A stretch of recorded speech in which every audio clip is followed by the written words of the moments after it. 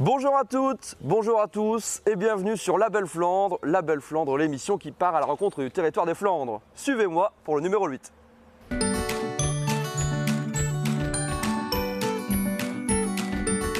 Pour ce premier reportage, on a décidé de vous emmener du côté du Mont-Rouge. Vous le voyez, ça monte. On va parler de l'Ultra Trail Mont de Flandre, une course à pied qui a réuni plus de 3000 participants. Mettez vos shorts, vos baskets et suivez-moi. La première édition du Nord Trail Mont de Flandre a tenu toutes ses promesses. Sur les 3 parcours de 25, 42 et 80 km tracés dans le Mont de Flandre, plus de 3000 coureurs ont arpenté le relief flamand sous une chaleur aussi accablante qu'inattendue. Tous ont apprécié l'organisation déployée, les dénivelés positifs de 1400 mètres, les paysages de Flandre et l'ambiance typique de la région avec ses géants, musiciens et carnavaleux. Le vainqueur du 80 km n'est autre que Dominique Bordet, plusieurs fois champion du monde dans sa catégorie.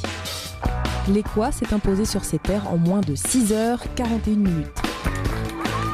Un autre champion de trail, Aurélien Collet, s'est imposé sur le 42 km en 2h43 minutes. Le Nord Trail Mont de Flandre sera reconduit l'année prochaine, le 21 avril 2019, avec une franche incursion en Belgique pour gravir le Mont Kemmel. Toujours dans les monts de Flandre, ici sur les pentes du Mont-Rouge, vous le voyez à côté de moi, il y a des vignes, on y fait du vin, et oui. Mais malgré tout, vous le savez aussi, la boisson préférée des Flamands, ça reste la bière, évidemment. Alors nous, on a décidé de vous emmener du côté de Poppringue, visiter cette charmante ville flamande, et notamment son magnifique musée du houblon. Quant à moi, je vous dis à très bientôt dans la Belle Flandre. Au revoir. Poppringue était une ville qui était devenue un peu riche à cause de la draperie, mais Gand, Ypres et Bruges n'étaient pas trop d'accord.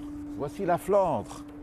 L'âne qui est malmené parce qu'en haut se trouve Maître Ribbe, Meister Ribbe. Ribbe, ça vient de Gand, Ypres, Bruges. Et ils ont des problèmes. La Flandre qui est menée par Meister Ribbe, il y a un caillou derrière. Vous voyez le caillou, et le caillou c'est Poppringue. Poppringue, c'est le caillou, les têtes de caillou, les têtus.